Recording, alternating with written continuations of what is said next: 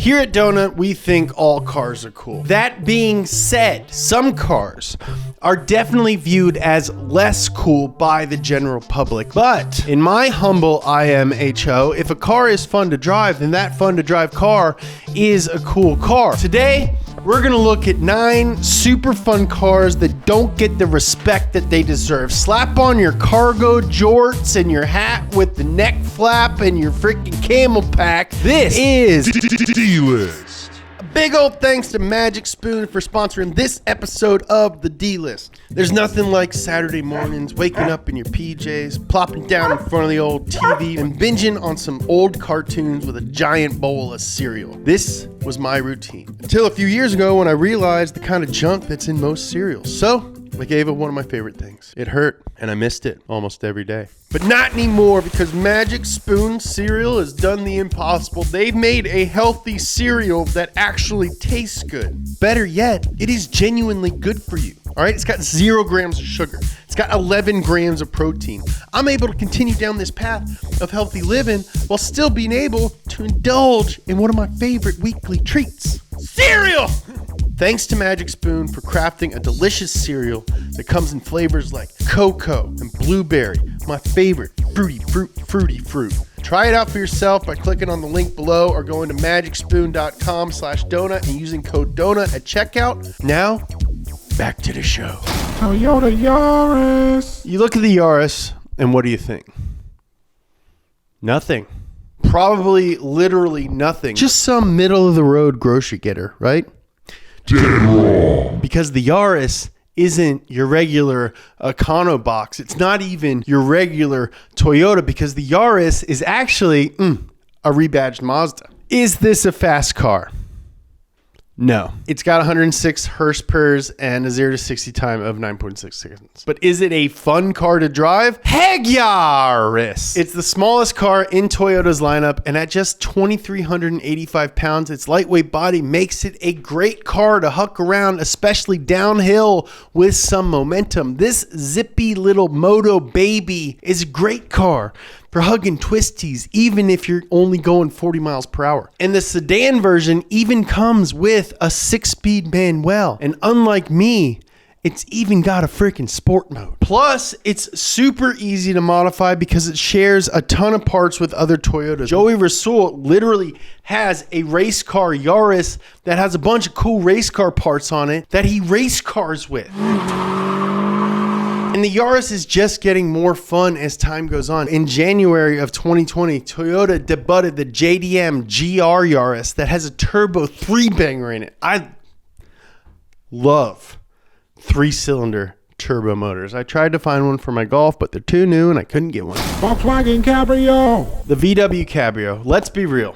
All right. It's not the coolest crayon in the box. All right. It's no Jazzberry Jam or Purple Mountain's Majesty, but it's still a very fun little whip. This thing is basically a Golf without a roof. And when I say basically, I mean this car is exactly a Golf without a roof. This car gets a lot of hate, but this is one of the most fun cars that I have personally ever had. I drove one when I was filming this Spike TV show called Players, and I loved driving it from Hollywood to Santa Clarita every morning with the top down to wake me up, because I couldn't afford coffee back then. It was a very cool car. Under the hood, the Cabrio has the same 2-liter 4-cylinder engine as the basic Golf and Jetta, giving it a measly 115 horsepower. That may not sound like a lot, but keep in mind, this is a sweet baby small boy. So 150 buff horses is more than enough to keep it feeling peppy. Does its rollover bar make it look like a basket?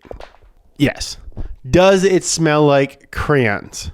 Sure, but you don't drive with your nose. You drive with your fingies and your tootsies. Everyone knows that. And what everyone may not know is that the Cabrio is more than just a dinky little Barbie car. Get that rag top down, put your top down, go for a summer drive on the open road, just you and your dog. Tonight, we are young. We like the world on fire. Cyan XP.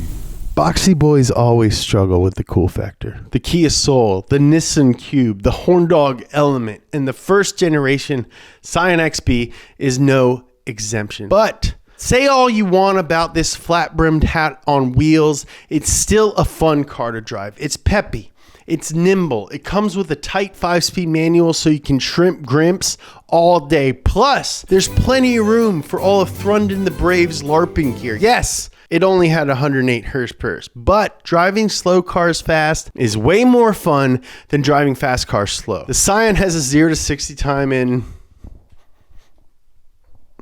10-ish seconds, and compared to the Bugatti Chiron's 2.5, to me, that sounds like 8 extra seconds of driving that I get to have and have fun. Plus, these cars are super customizable with tons of aftermarket parts available. Is it sleek? No. But is its big, boxy roominess and visibility what makes it a super fun road trip car for you and all your homies? Dead yes. Suzuki Sidekick.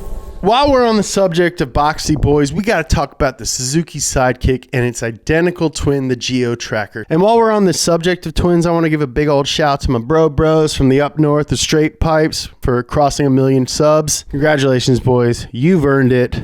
Welcome to the club. It's a great place to be. These cars have a reputation for being dorky colored baby cars with a rollover rate that's frightening. But before you rip on these little bad boys, know that you're not ripping on a car at all, because the Tracker and the Sidekick are actually certified, legit, on paper, light trucks. That's right, Truck Nation. This one is all y'all. With their light truck chassis, strong front suspension, and 4-wheel drive, you can take these babies off-road. All the way off-road.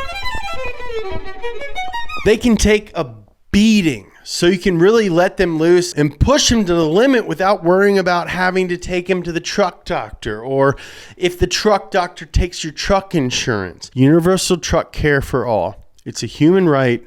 It should not be politicized. People have been ripping on the Prius since the pre-US. I'm talking 1775, brother. Part of that is electric and hybrid vehicles being stigmatized by the car community. But another part of it is the weird tiny gear shift that you have to come at like you're grabbing almonds out of a mason jar, just like full claw. Like, who decided that? 1 million people had to approve that. Why would you guys do that? This is a car that's silent, lacks power, and takes a while to ramp up, much like an unsatisfying fart. But despite its stinky reputation, Prii can still be fun to drive, especially the largest boy of all the Prius models, the Prius V, which comes with a little thing that I like to call Power mode.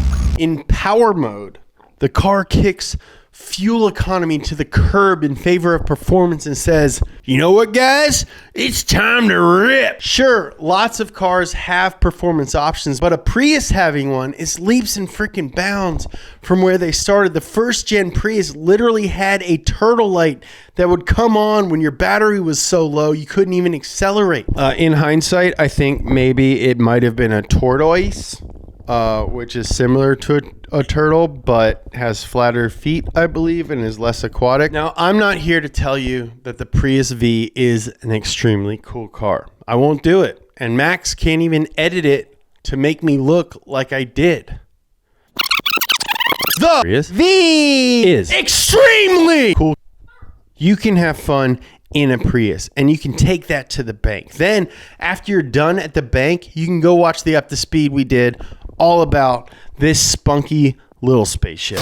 That's Saturn Sky. Saturn as a company isn't known for performance, and Saturn isn't even really known as a company because it isn't anymore. I'm actually looking into buying it. Let us know in the comments if you think it's a fun idea to buy Saturn and then use it to produce the Pumphrey 502. Should the Pumphrey 502 be a Saturn Pumphrey 502?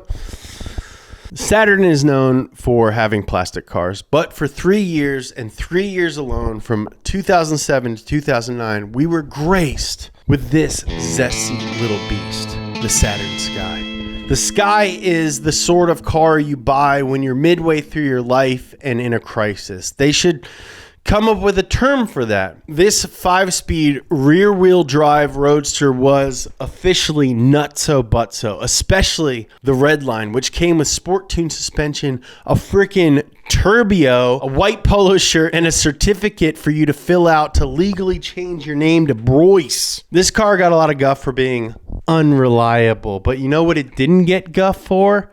Not turning heads. A base trim Sky made 177 horsepower, but the turbocharged Redline bumped that up to 260, and a dealer added turbo upgrade kit could bump it up to 290. That all sounds sick, right? So what actually makes this car uncool? Well, people weren't expecting a great performance model from Saturn, and nobody really bought it. And if you were in the market for a car like this, you'd probably go for something more high-tech than the clunky manual top that the Sky came with. But I gotta say, if you're even thinking about putting the top up on a convertible,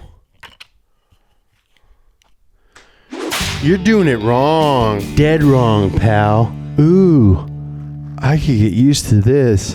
Buick Roadmaster. You know exactly how the 94 Buick Roadmaster smells just by looking at it. Stale French fries and sweaty LARPing gear. With its wood grain side paneling and senior citizen appeal, this thing is just so vanilla. It looks like a fridge that fell over. But what you may not know is that this wide-bodied long boy is packing some hot heat under the hood, namely the same 260 horsepower 5.7 liter LT1 V8 as the C4 Corvette. I'm sorry, is that hot enough for you, Mr. Chexler Cheese Dough? Beyond the engine, the Roadmaster has self-leveling suspension, an LSD, and a 7,000-pound towing capacity. That's more than a Ford friggin' Lightning. It has a rear-facing third-row seat for those passengers who don't want to look at their friends or family but would like to make direct eye contact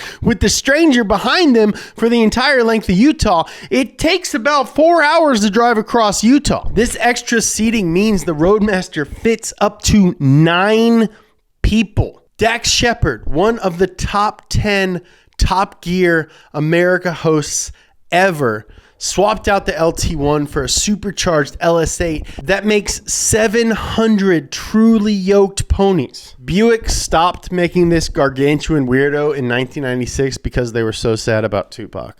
True story. Nissan Murano comes Cabriolet. I know. The Nissan Murano Cross Cabriolet is universally regarded as one of the worst monstrosities in automotive history. Virtually everyone hates this Murano, but at the time, this was the first and only crossover convertible with all-wheel drive.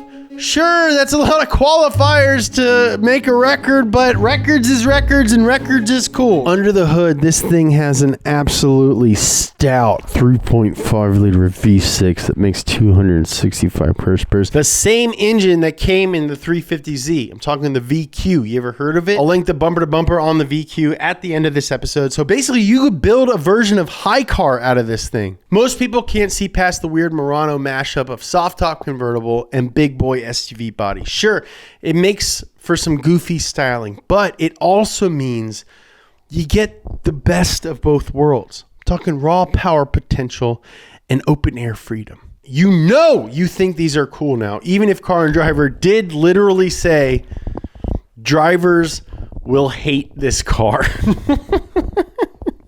But what do they know? Print is dead. The Chrysler LeBaron convertible is a lot like the movie The Room. It's weird as hell and probably shouldn't even exist, but it still makes for a very fun experience. Oh, hi, Mock. This is 1980s Chrysler, their peak garbage years. The transmission, maybe not the best. Takeoff acceleration, could be room for improvement. It creaked, it leaked, it came in an array of beiges. So how could I don't want to throw this word around, literal cronker donker this bad, still be fun to drive. I think this owner of one put it perfectly. Appearance, 1 star. Performance, 1 star. Quality, 1 star. Overall, 5 stars. The math doesn't add up even if you use a TI-83 with Drug Wars, but if you think about it, it makes perfect sense because the whole is greater than the sum of its parts, especially when those parts talk to you in a freaking robot voice. There is a man that, as far as I can gather, lives somewhere inside of this car that tells you if you has your seatbelt on or if your car is hurt. Your fuel is low. And I know that this car looks like that wooden shoe that everyone's grandma has next to the fireplace, but some of them came with a friggin' turbo, so I don't know how to feel about it. All right, it's confusing. I thought it was uncool, but maybe I love it. Is it a lame car or is it a cool road boat? I don't know, and I don't care. I'm free. Please fasten your seatbelts. What's up, guys? We've got new low car pins in stock. I know, we've also got new high car pins back in stock. These ones are different. They're super limited.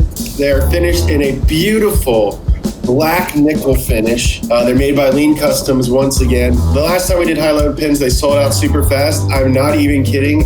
I don't have them, and I don't know how I can get them. So if you want one, don't sleep on it. We're only making 800 of each. Every single one is going to be individually numbered. Make sure you buy it from us because it'll be cheaper than buying it from eBay. If you like this video, hit the subscribe button. We make a video pretty much every day. If you don't want to miss them, that's the best way to not miss them. If you want to learn more about the VQ engine, check out this episode of Jeremiah's show, Bumper to Bumper. I love you.